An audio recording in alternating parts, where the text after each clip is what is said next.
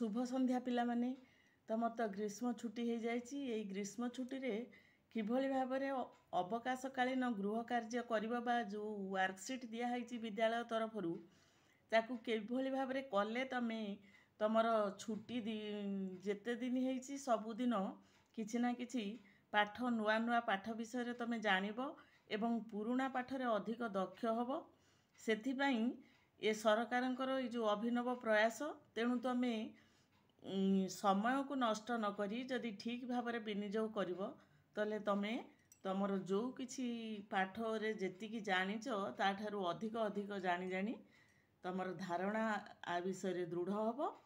तेणु ग्रीष्म छुट्टी रे तमे जेतिकी समय बुलिबो ताठारु अधिक समय पढ़िबो बोली मु आशा करुछि। पूर्व वीडियो रे पंचम श्रेणी रो जो सबुजा आमर तो एथिरे भाषा गणित और परिवेश पाठ ता सहित रही इंग्लिश जो क्लास पढ़ुच तुम गवर्नमेंट स्कूल ले चारिटा विषय को लेकिन आमर हो जो गृह कार्यटा तेणु पंचम श्रेणी जाइथिला चतुर्थर ये भिडटी आज मु करुच्ची। चतुर्थ श्रेणी पिला मानक पई बहुत किछि आदेहरे शिखिबार अछि।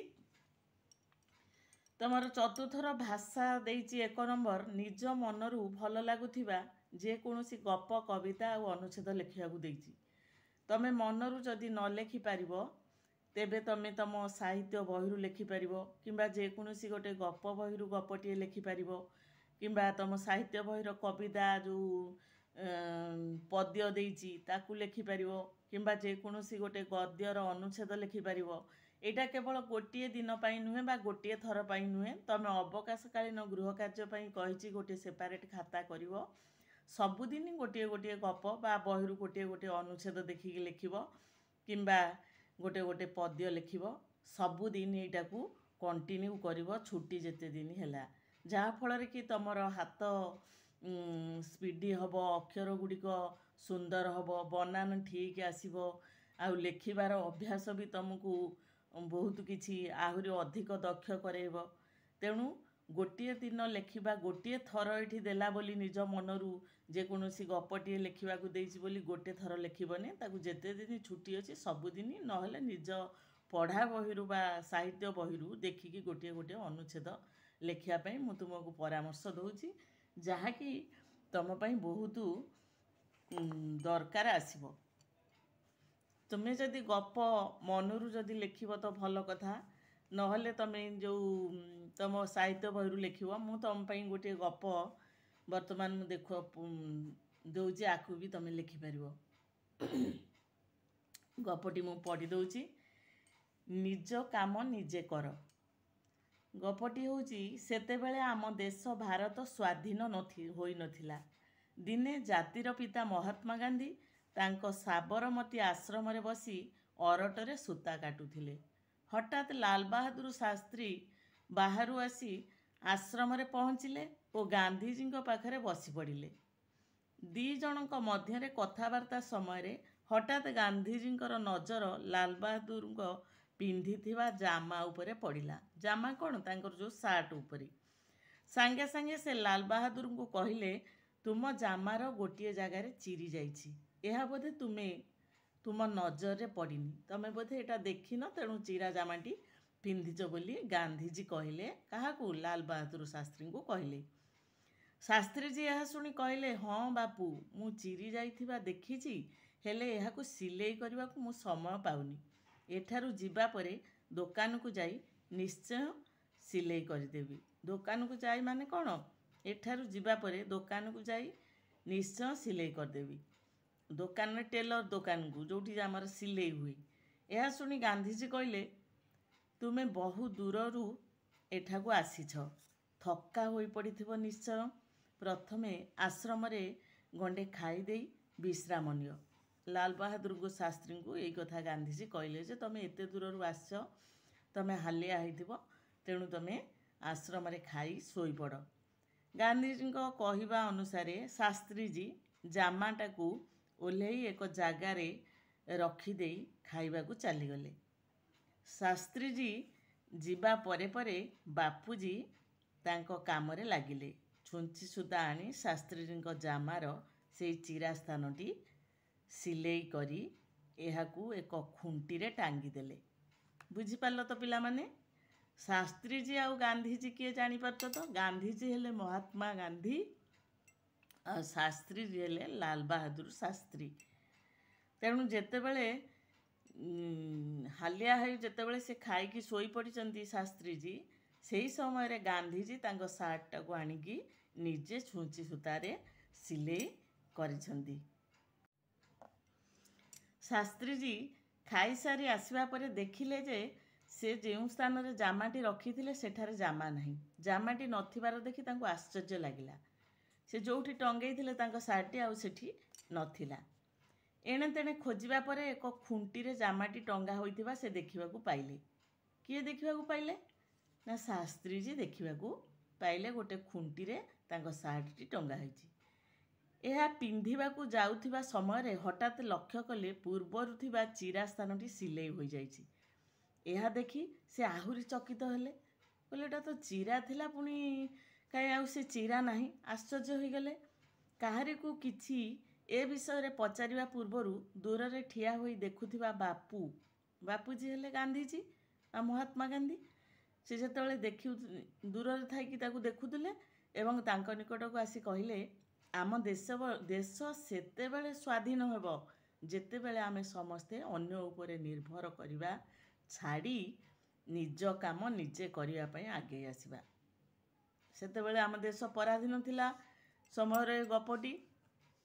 तेणु महात्मा गांधी कहले, आम देश सेतेबेले स्वाधीन हेबो जेतेबेले आमे निज उपरे निजे निर्भर करिबा बा निज गोड़े निजे ठिया हेबा बा निज काम निजे करिबा। गांधीजींकर ए दुई पद कथा शास्त्रीजी जीवन सारा मन रखी एहाकू कामरे लगाइथिले। एपरिकी शास्त्रीजी आम देशर द्वितीय प्रधानमंत्री हेबा परे मध्य गांधीजींकर सेही कथा भूली न जाई निज काम निजे करुथिले। पिलामाने तुमको गपटी किपरि लागिला?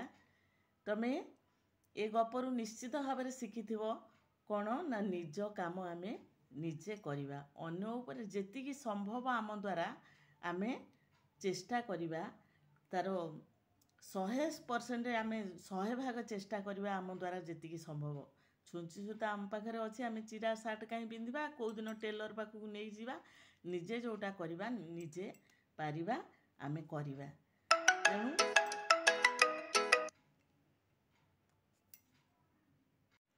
तेणु ये गपटी कहबार उद्देश्य होची तमे याकू जदि कामरे लगेइबो बा निज काम निजे करिबो तेबे निश्चित भाव में जीवन में दिने ना दिने जड़े भल मनीष बड़ मनीष हो पार।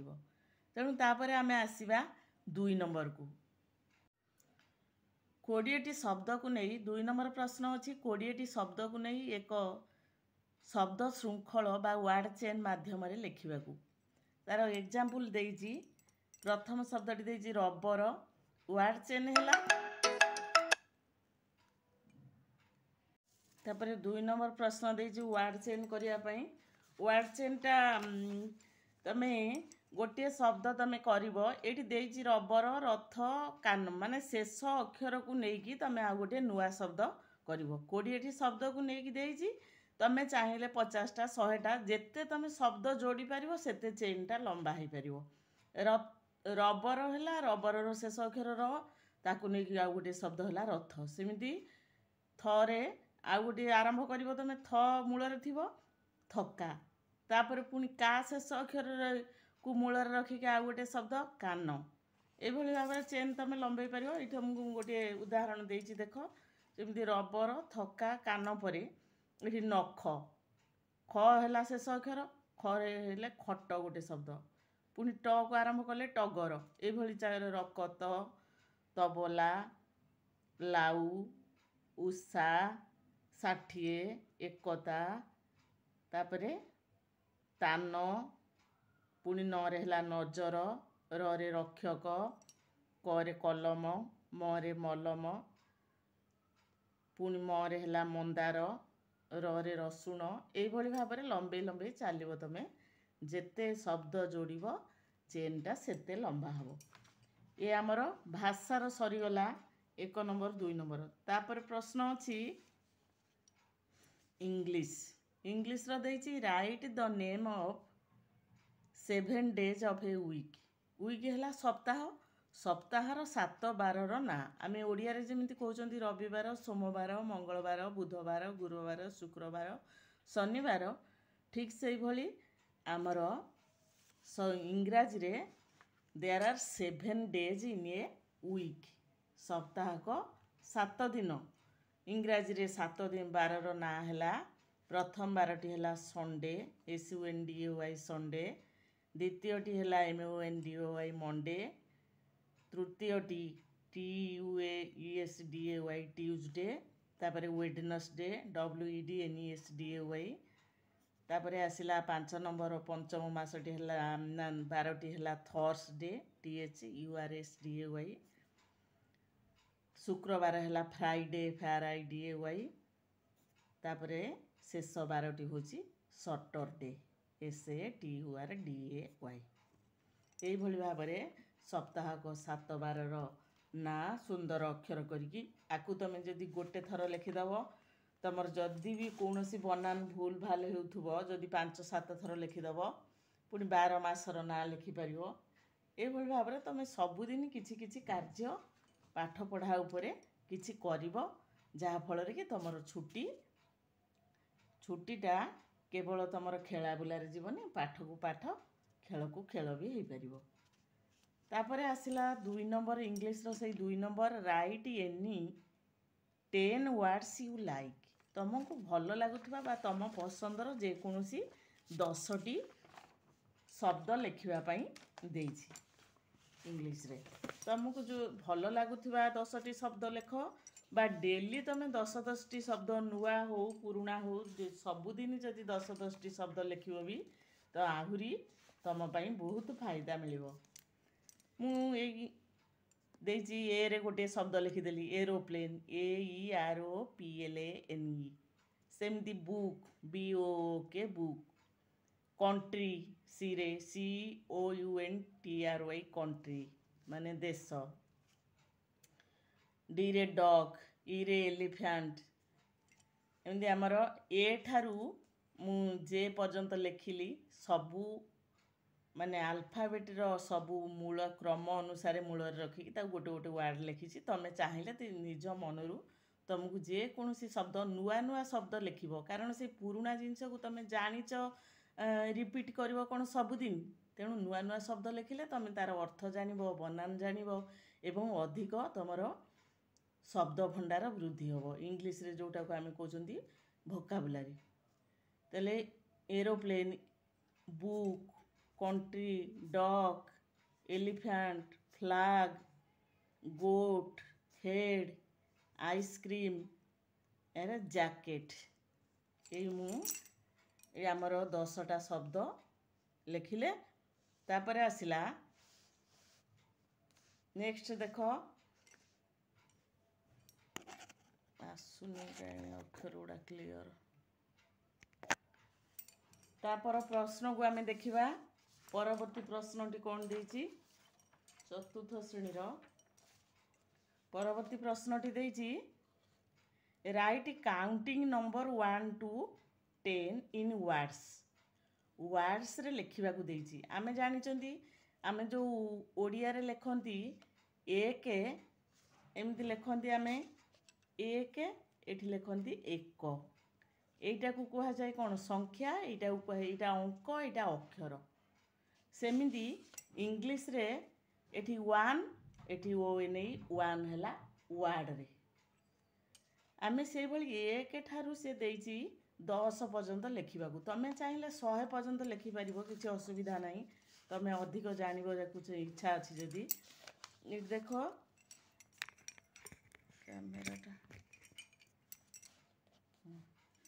ONE ଗଲା, 2 TWO2, THRE3, FOUR 4, FIV 5, SIX 6, SEVN 7, EIGHT 8, NINE 9, TN 10।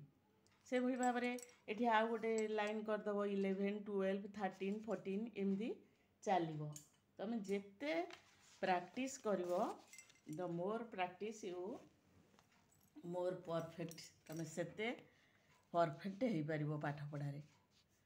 तापरे आमर वर्तमान चतुर्थ श्रेणीर भाषा सरला, इंग्लिश सरला। तापरे आसीबो गणित। गणितर प्रथम प्रश्न देइछि जेकोसी 10टी 3 अंक विशिष्ट संख्या लिखि स्थानीय मान चार्ट रे दर्शाइबो। स्थानीय मान चार्ट कौन? 10टी 3 अंक विशिष्ट संख्या। तमे 3 अंक विशिष्ट संख्या माने संख्यार कौन एकक, दशक आ शतक घर पर्यंत संख्या आसीबो।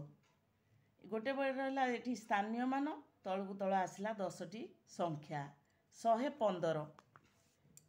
115 लिखला बेलू आम ये कौन एकक आमर डाहाण कड़ू सब बेले एकक घर आरंभ एकक, दशक, शतक। ये जदि आम लिखा एमती सजेबा 1 1 5। देख पिला माने एकक घरे रहिला 5, दशक घरे 1, शतक घरे भी 1। ये गोटे 3 अंक विशिष्ट संख्या। आम जब स्थानीय मान अनुसार सजेबा ताले 115। दशक घरे 1 अच्छी तार मूल्य हम 1 10। 1 10 आ 5 1 जे 15। तेणु आम पढ़ला बेले केमिति पढ़िबा ना 115 पुणी 225। 100 घरे रहिला 2 तार मूल्य है तार स्थानीय मान है 200। 100 घरे रहिला 10 ना 2 ताले ये तार 2 10 जे 20।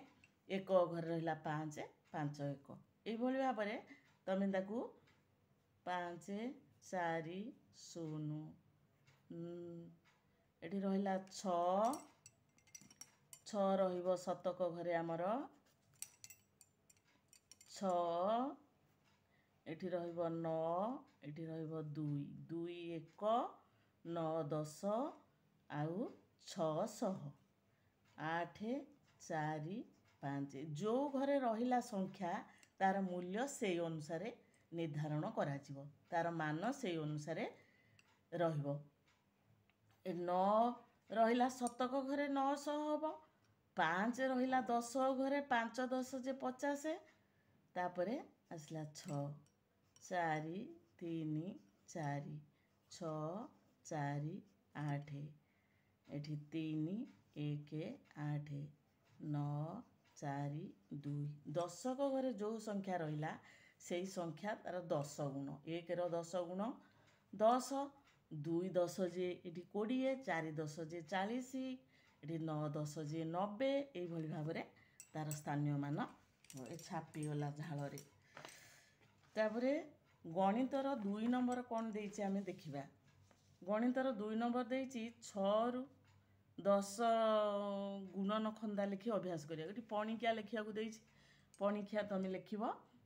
चतुर्थ श्रेणी पिला 2 रु 10 पर्यंत पणिकिया बहुत सहज माने प्रथम द्वितीय पिला भी जानिछन्ती याकू। तेणु तुम पणिकिया जदि भी न आसे कौन बही देखिकी ताकू बारंबार लिखिकी अभ्यास करिवो एवं डाकिबो।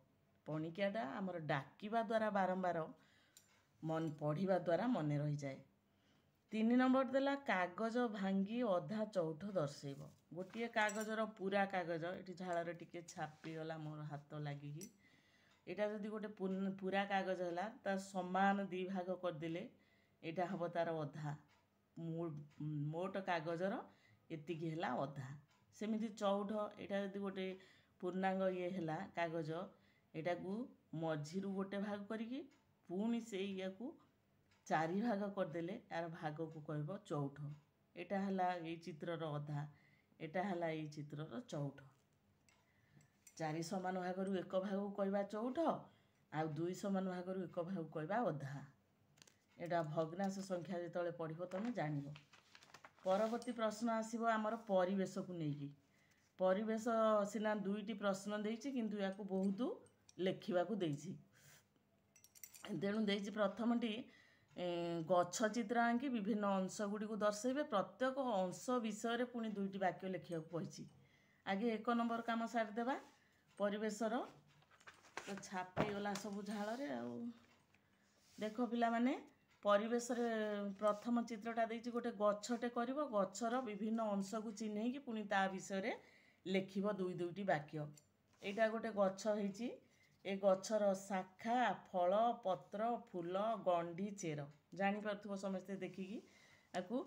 ଜାଣିପାରୁଛ ଯେତେବେଳେ ଆମେ ତାହେଲେ ଆରମ୍ଭ କରିବା। ତାର ତଳ ଆଡ଼ୁ ଯିବା ଗୋଟେ ଗୋଟେ ବଡି ଗଛର ପାର୍ଟସକୁ ନେଇକି ତାର ବିଷୟରେ ଲେଖିବାକୁ ଦେଇଛି। ପ୍ରଥମ ହେଲା ଚେର।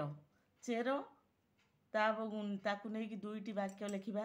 ଗଛର ଚେର ଗଛକୁ ମାଟି ସହ ଜାବୁଡ଼ି ଧରି ରଖେ, ଫଳରେ ଗଛ ସହଜରେ ଉପୁଡ଼ି ଯାଏ ନାହିଁ। ଯେତେବେଳେ ପବନ ବର୍ଷା ହେଉଛି, ଯଦି ତାର ଚେର ନଥାନ୍ତା ସେ ତ ଗଡ଼ି ପଡ଼ନ୍ତା, ଠିଆ ହଉ ହଉ ଦୁଲକି ଗଡ଼ିଯାଆନ୍ତା। କିନ୍ତୁ ସେ ଗଛ କେମିତି ରହୁଛି? ତାର ଚେର ମାଟିକୁ ଜାବୁଡ଼ି ଧରିକି ରଖୁଛି ବୋଲି ଗଛଟି ରହୁଛି। 2 ନମ୍ବର ବାକ୍ୟ ହେଲା ଗଛର ଚେର ମାଟିରୁ କ'ଣ କରେ ନା ଖଣିଜ ଲବଣ ଆଉ ଜଳ ଶୋଷଣ କରି ଖାଦ୍ୟ ପ୍ରସ୍ତୁତ ପାଇଁ ପତ୍ରକୁ ପଠାଏ। ମାଟିରୁ ଖଣିଜ ଲବଣ ଆଉ ଜଳ ଶୋଷଣ କରି ପତ୍ରକୁ ପଠାଏ। ପତ୍ର ହେଉଛି ତାର ରୋଷେଇ ଘର, ପତ୍ରରେ ରୋଷେଇ ହୁଏ। ତାପରେ ଆସିଲା ଫୁଲ। ଫୁଲ ଗଛର ସୌନ୍ଦର୍ଯ୍ୟ ବଢ଼ାଏ। ଆଉ କ'ଣ ହେଉଛି ଫୁଲ? ଫୁଲ ମଧ୍ୟ ଫୁଲରେ ପରାଗ ରେଣୁ ରହିଥାଏ, ତେଣୁ ଏହା ଫଳ ଧରିବାରେ ସାହାଯ୍ୟ କରେ। ଏଇଟା ଅତ୍ୟଧିକ ଗରମ ହେଉଛି, ମୁଁ ଯେଉଁ ଫ୍ୟାନ୍ ବନ୍ଦ କରିକି ଭିଡ଼ିଓଟା ବନଉଛି ମୋ ଝାଳରେ ଛାପିଗଲା, ତେଣୁ ମୁଁ ତାକୁ କହିଦେଉଛି, ତୁମେ ତାକୁ ବୁଝିକି ଲେଖିବ। ତାପରେ ଆସିଲା ପତ୍ର। ପତ୍ରକୁ ଗଛର ରୋଷେଇ ଘର ବୋଲି କୁହାଯାଏ, କାରଣ ପତ୍ର ଗଛ ପାଇଁ ଖାଦ୍ୟ ପ୍ରସ୍ତୁତ କରେ। ଆଉ କ'ଣ ନା ପତ୍ର ଗଛର ସୌନ୍ଦର୍ଯ୍ୟ ବଢ଼ାଇବା ସହିତ ବାୟୁମଣ୍ଡଳରୁ କ'ଣ କରେ? ଜଳୀୟ ବାଷ୍ପ ଗ୍ୟାସ୍ ଆକାରରେ ଛାଡ଼େ। ଗ୍ରହଣ କରେ ଅଙ୍ଗାରକାମ୍ଳ ଆଉ ଛାଡ଼େ ଅମ୍ଳଜାନ, ଯେଉଁଟାକୁ ଆମେ ଗ୍ରହଣ କରିକି ବଞ୍ଚୁଛନ୍ତି। ଏଇଟା ହେଲା ପତ୍ରର କାମ। ତାପରେ ଆଉ ବିଜ୍ଞାନରେ ବି ଆମେ ପଢ଼ିଛନ୍ତି 50ଟି ପତ୍ର ଥିବା ଉଦ୍ଭିଦ 1 ଲିଟର ଜଳ ଗ୍ୟାସ୍ ଆକାରରେ ବାୟୁମଣ୍ଡଳକୁ ଛାଡ଼େ। ଏଇଟା ହେଉଛି ପତ୍ରର କାମ। ତାପରେ ଆସିଲା ଫଳ। ଫଳକୁ ମଣିଷ ତଥା ଜୀବଜନ୍ତୁ ଖାଦ୍ୟ ଭାବେ ଗ୍ରହଣ କରନ୍ତି। ଗଛର ଫଳ ଆମେ ସବୁ ଖାଇକି ବଞ୍ଚୁଛନ୍ତି ନା ନାହିଁ? ସେ ଯେଉଁ ପ୍ରକାର ଗଛ ହଉ ନା କାହିଁକି, ଫଳରେ ଥିବା ମଞ୍ଜି ନୂତନ ବୃକ୍ଷ ସୃଷ୍ଟି କରିଥାଏ। ମଞ୍ଜିରୁ ନୂଆ ଗଛ ହୁଏ। ତାପରେ ଆସିଲା ଶାଖା। ଗଛର ଶାଖା ପ୍ରଶାଖା ଗୁଡ଼ିକ ଥିବାରୁ ଗଛଟି ପତ୍ର, ଫୁଲ, ଫଳ ଧାରଣ କରି ସୁନ୍ଦର ଦେଖାଯାଏ। ଶାଖାରୁ ସବୁ ଉପଶାଖା ବାହାରିକି ଡାଳପତ୍ର କେନା ମାରିକି ତାର ଯେଉଁ ସବୁ ହୁଏ, ଶାଖା ଯୋଗୁଁ ଗଛଟି ପୂର୍ଣ୍ଣାଙ୍ଗ ଦିଶେ। ତାପରେ ଆସିଲା ଗଣ୍ଡି। ଗଛର ଚେର ଉପରକୁ ଗଣ୍ଡି ଥାଏ। ଗଣ୍ଡି ଯେତେ ମଜବୁତ ହୋଇଥାଏ ଗଛ ମଧ୍ୟ ସେତେ ମଜବୁତ ହୁଏ। ଏହା ଗଛର ସମସ୍ତ ଅଙ୍ଗକୁ ଧାରଣ କରେ। ତାପର ନମ୍ବର ଅଛି ଆମର, ଏଇଟା ସରିଗଲା 1 ନମ୍ବର। ଦୁଇଟି ବାକ୍ୟ ଆମେ ଗଛର ପ୍ରତ୍ୟେକ ଅଂଶକୁ ନେଇକି ଲେଖିଲେ।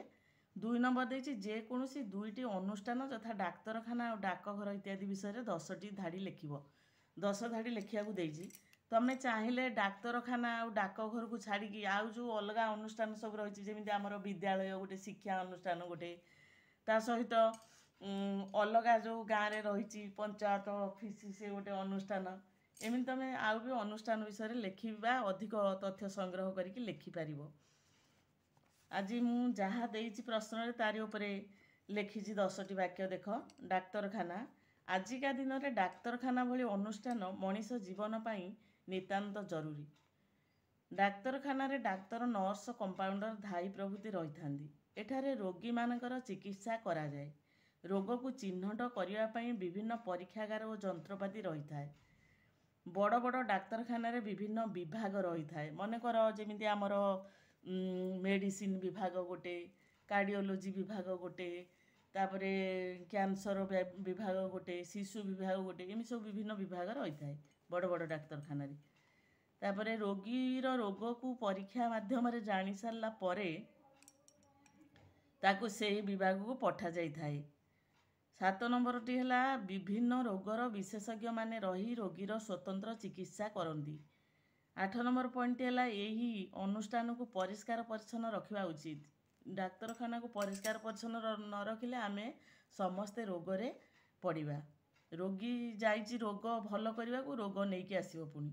ତେଣୁ ସମସ୍ତଙ୍କର ଦାୟିତ୍ୱ ରହୁଛି ଡାକ୍ତରଖାନାକୁ ପରିଷ୍କାର ରଖିବା। ପ୍ରତ୍ୟେକ ବ୍ୟକ୍ତି ଏଥିପ୍ରତି ସଚେତନ ହେବା ଜରୁରୀ, କାରଣ ଅପରିଷ୍କାର ପରିବେଶ ରୋଗର ଘର ବା ଅଧିକ ରୋଗକୁ ବଢ଼ାଇଥାଏ। ଇଏ ସରିଲା ଆମର ଡାକ୍ତରଖାନାକୁ ନେଇକି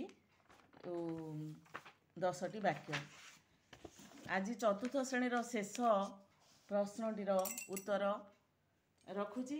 ଏଟା ହେଉଛି ଡାକଘର। ଡାକଘର ବି ଯେମିତି ଆମେ ଡାକ୍ତରଖାନା ବିଷୟରେ 10ଟି ବାକ୍ୟ ଲେଖିଲେ ସେମିତି ଡାକଘର ବିଷୟରେ ଲେଖିବା। ଆମ ଦୈନନ୍ଦିନ ଜୀବନରେ ଡାକଘରର ଯଥେଷ୍ଟ ଆବଶ୍ୟକତା ରହିଛି। ଡାକଘରେ ପୋଷ୍ଟମାଷ୍ଟର ଓ ପୋଷ୍ଟ ପିଅନ ରହିଥାନ୍ତି। ବ୍ୟାଙ୍କ ଭଳି ଡାକଘରେ ମଧ୍ୟ ଟଙ୍କା ଜମା ରଖାଯାଏ। ଚିଠି ନେବା ଆଣିବା ଡାକଘରର ମୁଖ୍ୟ କାମ। ଡାକ ମାଧ୍ୟମରେ ଟଙ୍କା ମନି ଅର୍ଡ଼ର କରାଯାଏ। ତାପରେ ଏଠାରେ ପୋଷ୍ଟ କାର୍ଡ଼, ଲଫାଫା ଓ ଆନ୍ତର୍ଜାତୀୟ ପତ୍ର ମିଳେ। ଏହା ବ୍ୟତୀତ ଟଙ୍କା ଜମା କରିବା ଓ ପଠାଇବା ପାଇଁ ଫର୍ମ ମିଳିଥାଏ। 8 ନମ୍ବର ବାକ୍ୟଟି ହେଉଛି ଡାକ ବିଭାଗର କର୍ମଚାରୀମାନେ ନୂଆ ନୂଆ ଯୋଜନା ବିଷୟରେ ଲୋକମାନଙ୍କୁ ସଚେତନ କରାଇଥାନ୍ତି। 9 ନମ୍ବର ଏହା ବହୁ ପୁରାତନ ସରକାରୀ ଅନୁଷ୍ଠାନ ଅଟେ ଡାକ ବିଭାଗଟି। 10 ନମ୍ବର ସାଧାରଣ ଜନତା ଏହି ବିଭାଗ ଉପରେ ଆସ୍ଥା ପ୍ରକଟ କରିଥାନ୍ତି। ଆଜି ପାଇଁ ଆମର ଚତୁର୍ଥ ଶ୍ରେଣୀର ଭାଷା, ଇଂରାଜୀ, ଗଣିତ, ପରିବେଶ ଏ ସବୁ ପାଠ ଯେଉଁ ୱାର୍କସିଟ୍ ଦିଆହେଇଥିଲା ତା ଉପରେ ଆଲୋଚନା କଲି।